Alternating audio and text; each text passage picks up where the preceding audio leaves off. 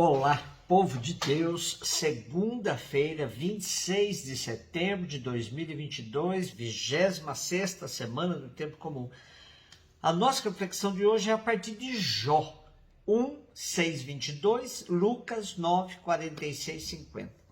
Um dia foram os filhos de Deus apresentar-se ao Senhor, entre eles também Satanás. O Senhor então disse a Satanás: de onde vens?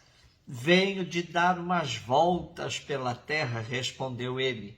E o Senhor disse-lhe: reparaste no meu servo Jó? Na terra não há outro igual. É um homem íntegro e correto. Teme a Deus e afasta-se do mal. Satanás respondeu ao Senhor: mas será por nada que Jó teme a Deus? Porventura não levantaste um muro de proteção ao redor dele, de sua casa e de todos os seus bens? Tu abençoaste tudo o que ele fez e seus rebanhos cobrem toda a região. Mas estende a mão e toca em todos os seus bens e eu garanto que ele te lançará maldições no rosto. Então o Senhor disse a Satanás: pois bem, de tudo que ele possui podes dispor, mas não estendas a mão contra ele. E Satanás saiu da presença do Senhor. Ora, num dia em que os filhos e filhas de Jó comiam e bebiam vinho na casa do irmão mais velho, um mensageiro veio dizer a Jó: estavam os bois lavrando e as mulas pastando a seu lado, quando de repente apareceram os sabeus e roubaram tudo, passaram os criados ao fio da espada. Só eu consegui escapar para trazer-te a notícia.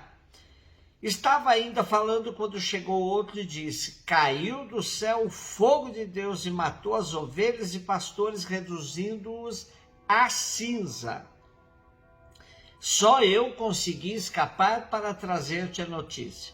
Este ainda falava quando chegou outro e disse: os caldeus, divididos em 3 bandos, lançaram-se sobre os camelos e levaram-nos consigo, depois de passarem os criados ao fio da espada. Só eu consegui escapar para trazer-te a notícia.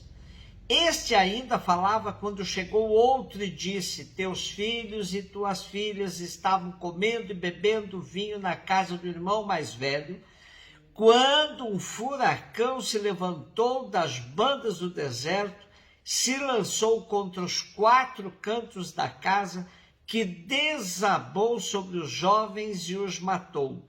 Só eu consegui escapar para trazer-te a notícia. Então Jó levantou-se, rasgou o manto, raspou a cabeça, caiu por terra e prostrado disse: nu eu saí do ventre de minha mãe, nu voltarei para lá. O Senhor deu, o Senhor tirou, como foi do agrado do Senhor, assim foi feito. Bendito seja o nome do Senhor. Apesar de tudo isso, Jó não cometeu pecado, nem se revoltou contra Deus. O Portal Luterano nos ajuda a entender um pouquinho mais. Vamos lá. O livro de Jó é um exemplar da literatura sapiencial do Primeiro Testamento e, junto com o livro de Eclesiastes, é conhecido por apresentar uma postura crítica à sabedoria. O livro questiona, acima de tudo, as relações de causa e efeito, base para se falar no período veterotestamentário e no judaísmo tardio, de uma doutrina da retribuição, uma casuística judaica. Essa doutrina, partindo da sabedoria tradicional, grande parte do livro de Provérbios e da tradição deuteronomística, postulava que o justo seria abençoado por Deus e o ímpio, por sua vez, castigado. O livro de Jó mostra exatamente o contrário. Por isso é conhecido na pesquisa como um exemplar da sabedoria crítica, pois tem como referencial a crise da sabedoria, ou seja, o justo sofre e o ímpio parece ser abençoado. Nessa inversão, o agir de Deus fica incompreensível e imprevisível. Deus parece agir diferente do que costumeiramente, e suas promessas parecem não se cumprir mais. Com isso surge a pergunta pela presença de Deus em meio ao sofrimento do justo. É o tema central do livro e é de cunho inteiramente teológico. Ele não é apenas um livro teológico por ser parte integrante da Bíblia e por falar de Deus, mas principalmente pelo fato de refletir o conceito de Deus. O sofrimento de Jó é, na verdade, apenas um tema transversal que auxilia na reflexão sobre a discussão de quem é Deus. Mesmo que Jó seja o personagem central do livro, Deus é seu protagonista principal. É sobre Deus e seu agir que todo o drama de Jó e toda a trama do livro giram. Lucas 9, 46 e 50. Houve entre os discípulos uma discussão para saber qual deles seria o maior. Jesus sabia o que estavam pensando.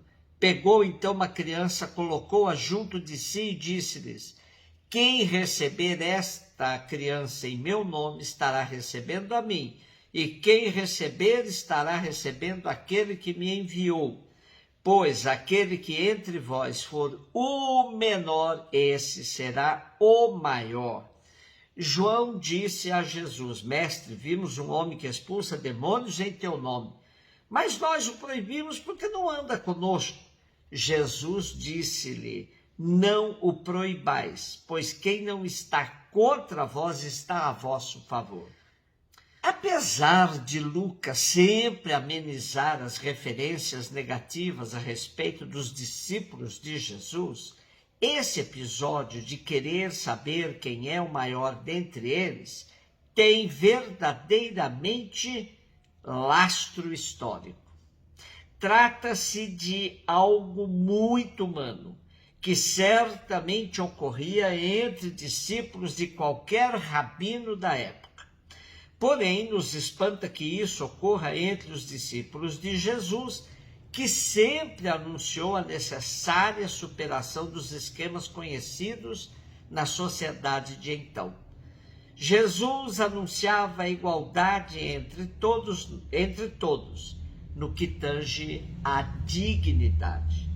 Nossa perícope de hoje mostra que Jesus e seus discípulos tinham perspectivas diferentes. Pois enquanto Jesus insistia em deixar claro que sua missão passava pelo sofrimento e até morte violenta, os discípulos tinham na cabeça ideias de grandeza, de poder, até mesmo disputando entre eles quem seria o maior. Serão várias as ocasiões em que Jesus alertará seus discípulos que quem quiser segui-lo deve se despojar de ambições de poder e de glória. Jesus nunca escondeu que seus seguidores teriam o mesmo destino dele, pois ele dizia: o discípulo não é maior do que o mestre. E vamos perceber ao longo do desenvolvimento das comunidades que os discípulos foram aos poucos entendendo o projeto de Jesus e assumindo as consequências do discipulado, assim como Jesus os havia alertado. Porém, aprender a seguir Jesus, correndo todos os riscos, foi um processo lento e profundo e não algo que aconteceu magicamente. Há um momento de crise entre Jesus e os discípulos que muita gente que o seguia desiste e que leva Jesus a perguntar ao grupo dos 12: vocês também querem ir embora? No texto de hoje, Jesus se serve de um recurso cultural, ou seja, do desprezo que as crianças sofriam na sociedade, onde não eram nem contadas como pessoas de direito.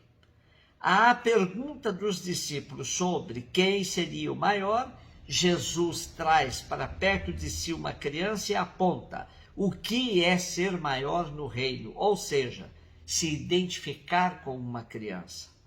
É uma verdadeira inversão do que eles viviam.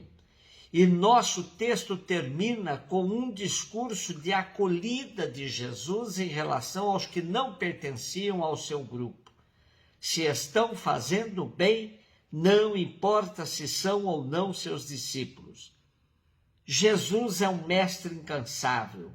Percebe a limitação dos seus discípulos, mas não desiste de ajudá-los a dar passos novos na vida, até trocarem a lógica comum da época pela lógica do reino, onde os pequenos são os primeiros e os que praticam a justiça são acolhidos, sem que sejam identificados com os que professam a fé.